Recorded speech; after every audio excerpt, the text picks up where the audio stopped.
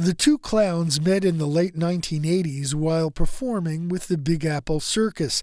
They started doing a two-man show for kids in museums, and in 2003 they performed in front of a gathering of environmental educators.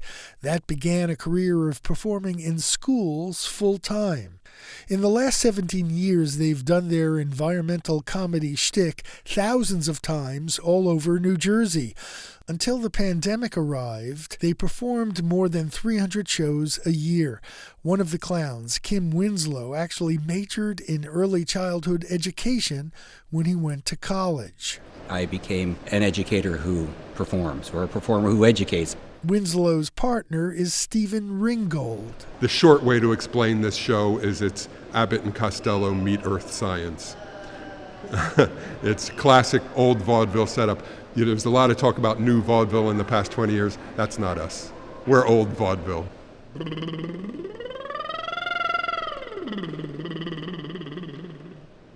Test, one. Test, 2, 3, 4.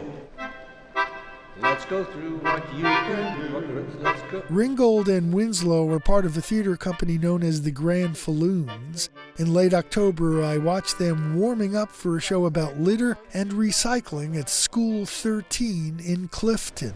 Our big joke to the administrations of the school is, the show's free. You're paying us to load in and load out and set up, because we love doing the show.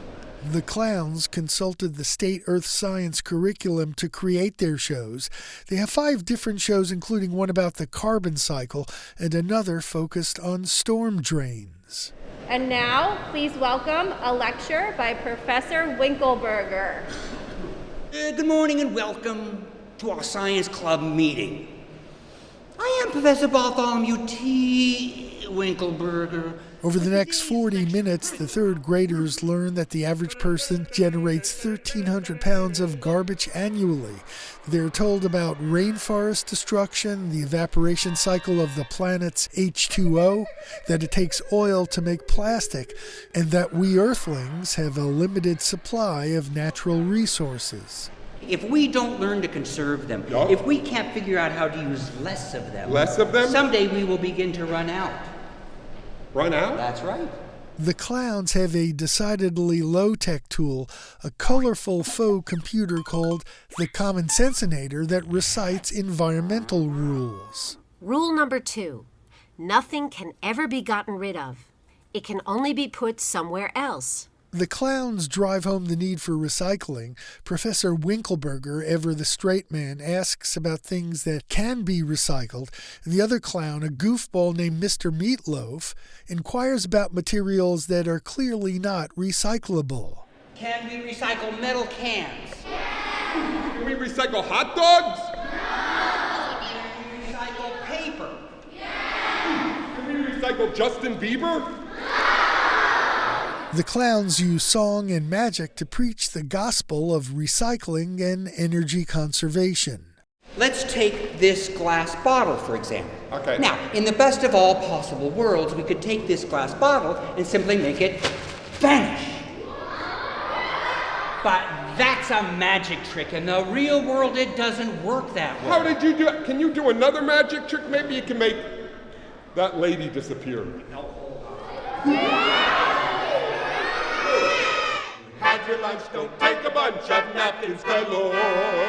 Keep it cool, save some fuel, close that refrigerator door. And now Robin, back it up, back it up. A few of the third graders at this Clifton Elementary School gave me their critical assessment of the clowns' show. I learned not to litter on the ground because it will do a lot of bad things to our earth, and we need earth to keep ourselves alive. What was your favorite part of the show? When the garbage got stuck to him, like the garbage is following me. And who are you? I'm Jaslyn. I liked it a lot because I love funny stuff more than scary stuff. It keeps me nice and relaxed and calm. Kids in other schools, too, dig these clowns. Nina Seiden is manager of Passaic County's Office of Solid Waste and Recycling Programs, which funds the clown shows. Over the years, she's seen the Grand Falloons perform many times. Seiden recalls one show that took place just before the pandemic started. The kids were just enthralled by it. Afterwards, in the hallways, as the characters moved about, it was like these characters were celebrities. They were in awe of these actors. Besides employing slapstick and juggling in their shows, the clowns throw in a little poetry as well. They end their shows with the kids reciting a pledge of allegiance to the earth that was written by the beat poet Gary Snyder. I pledge allegiance to the earth and to all trees outstanding, one ecosystem under the sun in diversity, with joyous air and water for all. Once again, clown Stephen Ringgold. My secret joy with all this is that the kids are getting to see real theater. We work in a lot of underserved communities, and so I'm just happy to be bringing them real live theater. Ringgold and Winslow have been doing fewer shows during the pandemic, and they say at this point in their careers they are not sure they want to go back to doing 300 shows a year, so they're training a couple of younger clowns to carry on with their work. A whole generation of New Jersey school kids have seen these shows, including one kid who grew up and became a teacher. Not long ago, she welcomed Professor Winkelberger and Mr. Meatloaf to her school. For the WBGO Journal, I'm John Kalish. Let's go through what you can do to reduce just a few of things you can do right now. Close the door to keep in air, turn out lights when we're not there, are things that you can do right now. And when you have your lunch, don't take a bunch of napkins galore.